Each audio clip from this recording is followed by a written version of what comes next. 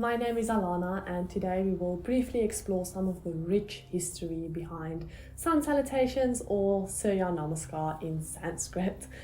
So whether you're a complete beginner and have never heard of them before, or whether you think you know everything on this topic, I invite you to listen with an open heart, and then maybe next time you practice the Sun Salutations, you can remind yourself of the significance of this ancient practice.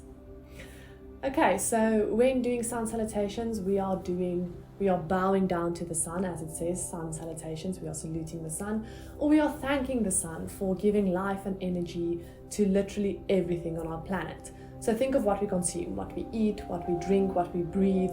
It all has some kind of element of the sun in it. So we are looking up to the sun, thanking the sun for giving all of us energy. In Kiddies Yoga, there's this song that goes something along the lines of we are dancing for the sun, and I quite like this analogy. When I'm doing Sun Salutations, I quite like to think of I'm dancing for the sun. So just giving a little something back in return for everything that the sun is giving us.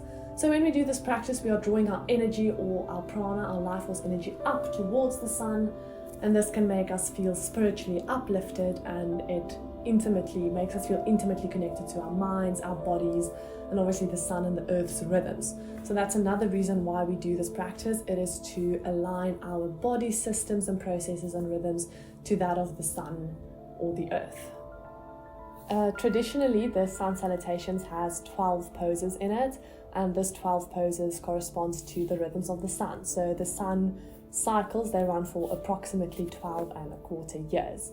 The 12 poses can also correspond to the 12 months in a year, or when done twice, so sometimes you do it twice or once on each side, it can link up with the 24 hours in a day. So the Sun Salutations are very closely linked to the rhythms of nature. In Hatha Yoga, it is believed to gain the optimal benefits out of this practice that you must do it 12 times, so 12 rounds of Sun Salutations at sunrise and on an empty stomach. So this is because you just woke up, so your mind isn't cluttered yet, and your body is probably a bit stiff and tight from a long night's sleep. So we let go of all of that tightness, we warm up the body, we wake up the body, and then we energize our whole body and our mind to be able to take on the day. Then sometimes the ancient yogis, they did Sun Salutations 108 times, which that is a lot.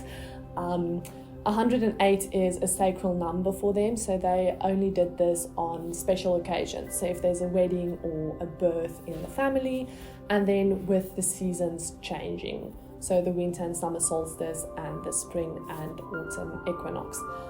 This is so that they can stay in tune with nature's cycles all year round, and to really sync up their energies with what is happening around them in nature.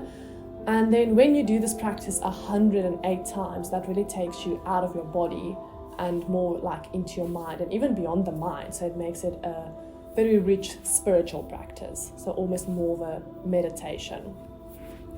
Then each of the 12 poses also has a mantra that goes along with it, and that the mantras each highlight one of the qualities of the sun. So when we do the Sun Salutations, the idea is to assimilate some of this energy and qualities from the sun into our lives. So like I said, syncing what we are with what is happening in nature and with the sun. So this also creates a sense of oneness between ourselves and nature and the sun and the primary energy source. And the mantras are very powerful. They really help to focus the mind. So again, making it more than just a bodily practice. And then when you actually chant, if you've ever chanted, you'll know like the vibrations it does wonders to the body. So this really deepens and enriches the practice even more. Sun Salutations are really beneficial and really good for the entire body. So firstly, it relaxes and calms down the nervous system. Then it stretches the muscles, it can strengthen the muscles, make you quite strong. It can be a cardio exercise, especially if you do it 108 times. It's really good for blood circulation, for the oxygen uptake in your blood. It massages our internal organs. So it's really good for the digestive system, the cardiovascular system, and all the other body systems as well. The Sun Salutations are done in a lot of yoga classes, like most of them really. And if you're interested in vinyasa flows, then the actual vinyasa part is a small part in the Sun Salutations. So if there's one little yoga sequence to really get down, this would be it. Then just a quick disclaimer. So if you are a pregnant yogi or someone with high blood pressure, with wrist or spinal injuries, with arthritis or with heart problems, maybe don't just jump into doing Sun Salutations. I would advise you to go see a certified yoga teacher so that they can help you with the necessary adjustments and modifications.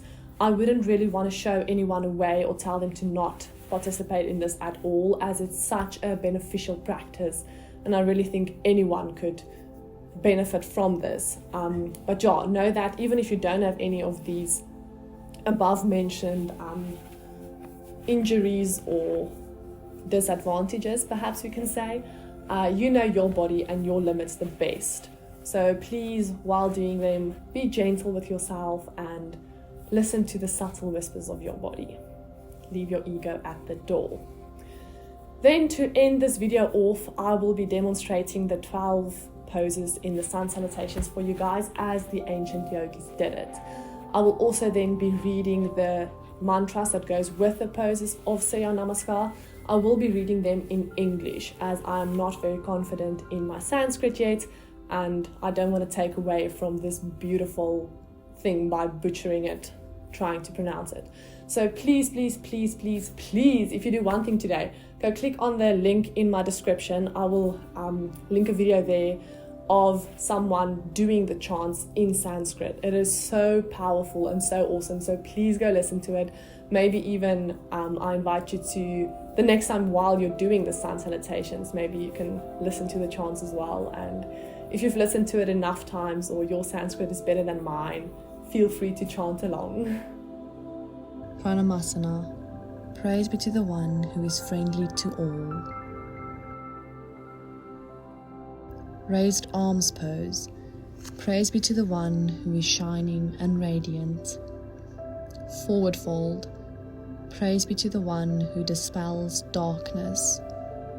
Low crescent lunge. Praise be to the one who illuminates. Plank.